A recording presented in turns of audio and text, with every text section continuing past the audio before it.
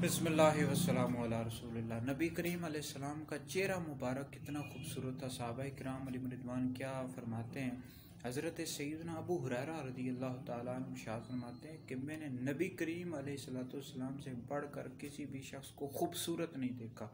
और बुखारी शरीफ की हदीस का मफ़हूम है, हज़रत सैयदना काब बिन मालिक रज़ियल्लाहु ताला अन्हु इरशाद फरमाते हैं कि नबी करीम अलैहिस्सलाम जब किसी बात पर मुस्कुराते थे तो आप अलैहिस्सलाम का चेहरा मुबारक यूँ मालूम होता था गोया कि चाँद का टुकड़ा है।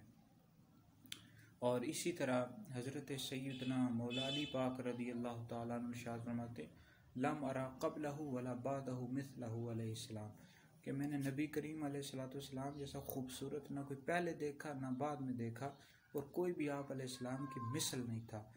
और हज़रत सैयदना हसन बिन साबित रज़ियल्लाहु ताला अन्हु इरशाद फरमाते हैं कि नबी करीम अलैहिस्सलाम जैसा खूबसूरत मेरी आँखों ने नहीं देखा, और किसी भी औरत ने आप अलैहिस्सलाम जैसा कोई भी आज तक बेटा नहीं पैदा किया। तो ये हुज़ूर अलैहिस्सलाम का चेहरा मुबारक था। आप अलैहिस्सलाम इतने ज़्यादा खूबसूरत थे।